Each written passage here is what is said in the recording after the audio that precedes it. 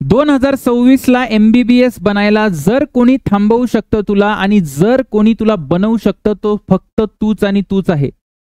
तू या वेळेस काय विचार करतो? तू जर असा विचार केला की सर आता टेस्ट सिरीज चालू झालेली आहे, मला वेळ नाहीये, माझे चॅप्टर बाकी 11वीचे, मला 12वीचे पण काही चॅप्टर समजलेले नाही, काय करू सर? मार्क्स तर बिलकुल वाढत नाही माझे, माझ्या मित्राला मैत्रिणीला चांगले मार्क यायला लागलेत, मला बिलकुल यायचं नाही. 11वीला मी तिच्याबरोबर अभ्यास करत होते, मला तिच्यापेक्षा जास्त मार्क पडत होते, पण 12वीला सगळं सर उलटच झालंय. हे सगळे जे विचार आहेत हे सगळं बेटा तुला टार्गेट पासून दूर नेणारे विचार आहे.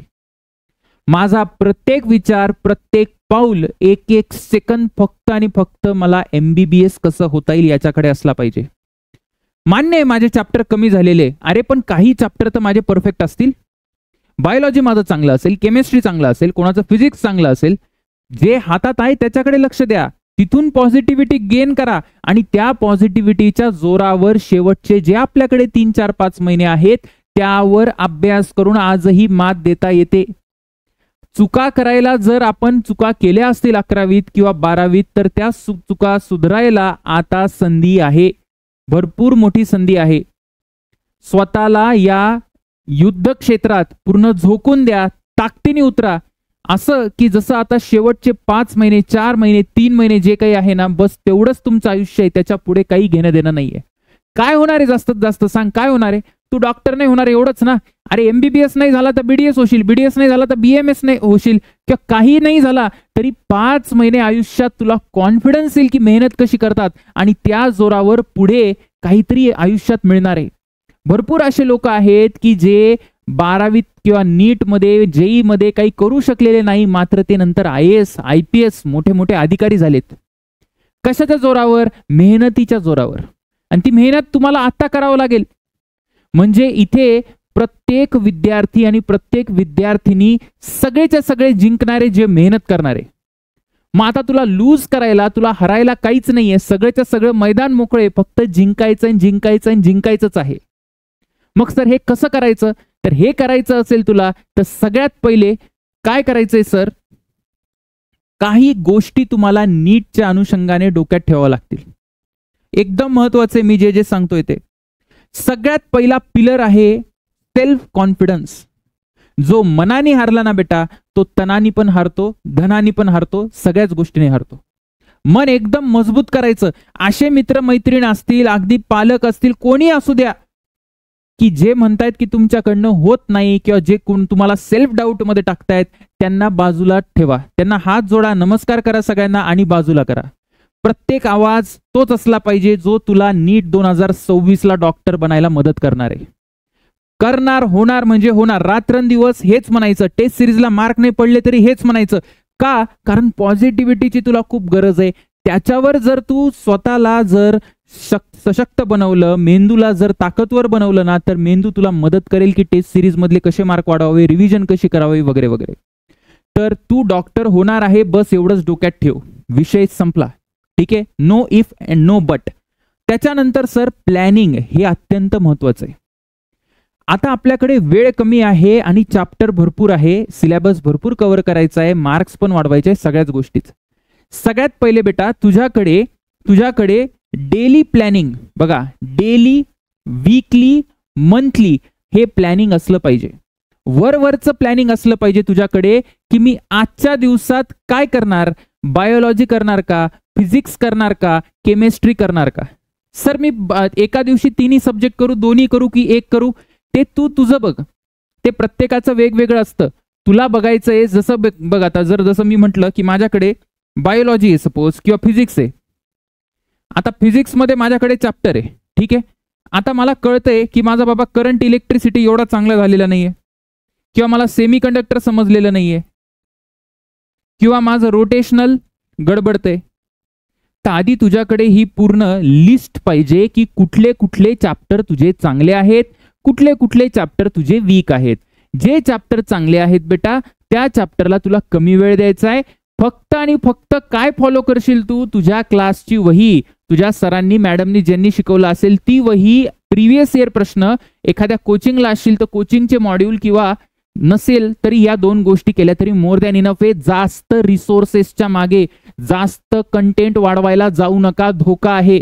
मी तुम्हाला परत परत सांगतोय, नीट 2025चा पेपर किती जरी अवघड आला तरी एक गोष्ट 100% की कट ऑफ पण कमी लागलेला आहे. ज्यांनी सोपे आणि मीडियम प्रश्न नीट सोडवले ना बेटा, त्यांचं सिलेक्शन 100% झालेलं आहे. या वर्षी सुद्धा एम्सला मुलं गेलेत, गव्हर्नमेंट चांगल्या चांगल्या MBBSला गेलेत. तुझ्या टाइमाला पण तेच होणार आहे.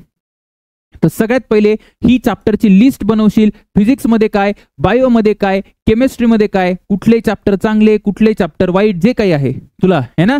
आणि रिसोर्सेस लिमिटेड करायचे. आणि मग सर त्याच्यानंतर काय करायचं, तर त्याच्यानंतर तुला काय करायचंय की दिवसाचा टाइम, जो तुझा दिवसाचा टाइम आहे त्याला व्यवस्थित मॅनेज कर. एक गोष्ट प्लॅनिंग करताना लक्षात ठेव बाळा, की असं बरेचदा होतं, हे माझ्यासोबत सुद्धा होतं, तुमच्यासोबत सगळ्यांसोबत होतं, की मी आज प्लॅन केलंय की मला बायोलॉजी पूर्ण करायचंय, पण ते बायोलॉजी माझ्याकडनं पूर्ण झालेलं नाहीये. मग आता ते दुसऱ्या दिवशी ठेपलेलं आहे. मग ते दुसऱ्या दिवशी पण नाही झालं, मग तिसऱ्या दिवशी. असं करू नको. तू काय कर, जसं मी ठरवलं की बाबा चला आता फिजिक्सचा एखादा चॅप्टर आहे, सपोज मला करंट इलेक्ट्रिसिटी करायचं आहे आज, तर करंट इलेक्ट्रिसिटी माझा 60% कंप्लीट झाला, 60%. बरं का, 60% कंप्लीट झाला. या 40%ला राहू दे तसंच, 40%ला हात लावू नको, त्याला तसंच राहू दे. हवं तर दुसऱ्या दिवशी 10% 20% करून टाक. कारण जर बेटा तू हे करायला गेलं ना तर हे शेवटपर्यंत होणार नाही. आलं का लक्षात. पहिल्या राऊंडला 60% झाला, दुसऱ्या राऊंडला जेव्हा टेस्ट सिरीजचा दुसरा राऊंड असेल तेव्हा करून घेईल मी 40%. काय प्रॉब्लेम आहे. आणि इथे पण चॅप्टर करताना त्या चॅप्टरच्या त्या पार्टला महत्व जास्त दे, जो परीक्षेला जास्त विचारला जातो आणि जो तुला येत नाही. म्हणजे तुझा जो टाइम आहे ना, टाइम तो वाचेल. बघा मी काय करतोय, प्लॅनिंग म्हणजे काय, प्लॅनिंग म्हणजे टाइम वाचवण्याचं एक कारण आहे बेटा. टाइम जर तू वाचवता आला ना तुला, तर तुझं टेन्शन कमी होईल आणि कॉन्फिडन्स वाढेल. आलं लक्षात. सगळ्यात पहिले मी परत एकदा सांगतो काय करायचंय. फिजिक्स, केमिस्ट्री, मॅथमॅटिक्स, बायोलॉजी या तिन्ही विषयाची तुला चॅप्टर वाईज लिस्ट बनवायची. ती लिस्ट तुझ्याकडे पाहिजे, काय काय कंप्लीट आहे, काय काय कंप्लीट नाहीये. त्याच्यानंतर जे चॅप्टर झालेले त्याला कमी वेळ द्यायचा, जे नाही झाले त्याला जास्त वेळ द्यायचा. जे चॅप्टर नाही झालेत बेटा, किंवा जे तुला ज्याच्यात डाऊट आहे, तर त्या चॅप्टरला तुला काय करायचंय, PYQ किंवा क्लास नोट्स रेफर कर, छोटे मोठे व्हिडिओ बघ. आपल्या चॅनलवर पण व्हिडिओ आहेत, किंवा बाकी कुठल्याही कोचिंगचे जिथे तुला समजते तिथे जा, तिथे तू व्हिडिओ बघ. छोटे छोटे व्हिडिओ पण पूर्ण नाही बघायचा, त्याच पार्टचा जिथे डाऊट आहे. आणि PhD करायला जायचं नाही. एखादा टॉपिक एकदमच समजत नसेल आणि त्याला जास्त वेळ जात असेल तर त्याला बाजूला काढ. डोक्याला समजव की आपल्याला बाकी कव्हर करायचंय. असं नाही, आपलं डोकं कसं काम करतं, आपल्याला हे वाटतं की आपलं जे राहिलंय तेच पेपरला येतं. असं नसतं, असं नसतं. फक्त सब टॉपिक लिहून ठेव की हा टॉपिक माझा झालेला नाहीये, त्याला नंतर करता येतं. आलं लक्षात. Okay sir. त्याच्यानंतर काय, त्याच्यानंतर बेटा कन्सिस्टन्सी.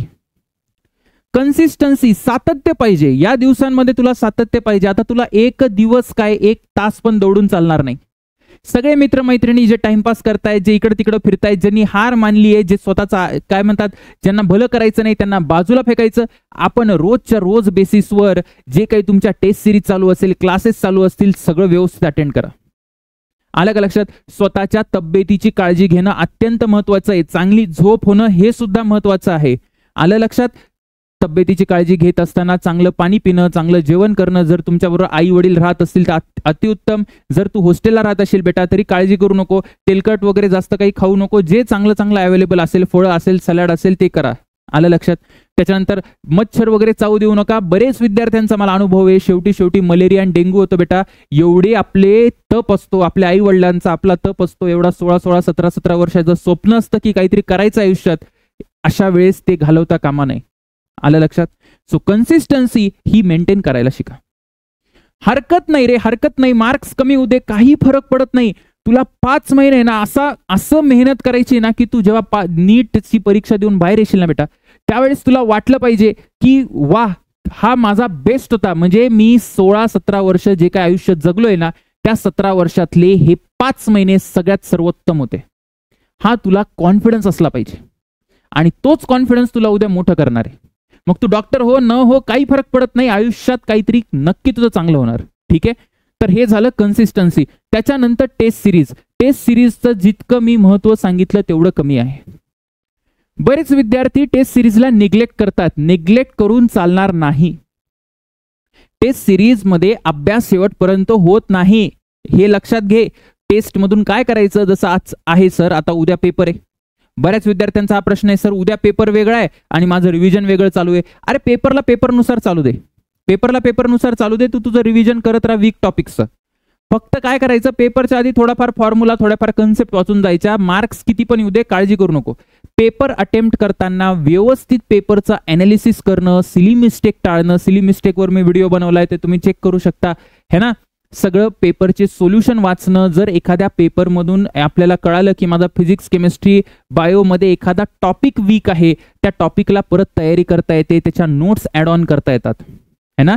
शॉर्ट नोट्स असले पेपरमधून काढू शकले तुम्ही तर अत्यंत चांगलं. एक गोष्ट मी परत सांगतो, पेपरचा उद्देश हा नाहीये की तुमचे मार्क्स वाढावे. पेपरचा उद्देश हा आहे की तुम्ही व्यवस्थित अभ्यास करावा, तुमचा फोकस स्टडी राहावा, है ना. कुठला टॉपिक चांगला, कुठला टॉपिक वीक, हे सगळं तुम्हाला माहिती असावं. त्याचबरोबर तुम्हाला टाइम मॅनेजमेंट, स्ट्रेस मॅनेजमेंट या सगळ्या गोष्टी शिकायला यायला पाहिजे. बरेच विद्यार्थी असे करतात, बेटा लहान मुलासारखं वागू नको, तुला डॉक्टर बनायचंय, तुला भरपूर साऱ्या मोठ्या गोष्टी करायच्या आयुष्यात. माझ्या मैत्रिणीचे मार्क जास्त आले सर, टेस्टमध्ये ह्याचा नंबर वरती गेला, त्याचा गेला. मी तुम्हाला लिस्ट दाखवू शकतो, ज्या विद्यार्थ्यांचे 650, 700 मार्क येत होते कोचिंगच्या टेस्ट सिरीजमध्ये मोठ्या मोठ्या, ते शेवटी नामोनिशान मिटला बेटा त्यांचा. ज्यांना जास्त आले, कमी आले, टेस्ट सिरीज मध्ये काही फरक पडत नाही. नीटच्या पेपरला कोण कधी चमकेल आपल्याला माहिती नाही, म्हणून आपण मेहनत करत राहायची. कॉन्फिडन्स अजिबात लो होऊ देऊ नको. तुला कमेंट सेक्शन मध्ये काही भीती वाटत असेल, डाऊट असेल, काही असेल तर तू बिंदास कमेंट कर. कशा व्हिडिओ बनवायचा असेल तर मी नक्की व्हिडिओ बनेल. अभ्यास करत राहा. 5 महिन्यानंतर नक्की तुम्ही एक विजयी, एक पर्सनॅलिटी म्हणून बाहेर निघाल, एक स्वतःची एक ब्रँड म्हणून बाहेर निघाल, अशी मी आशा अपेक्षा करतो. चला पुढच्या व्हिडिओला आपण भेटू.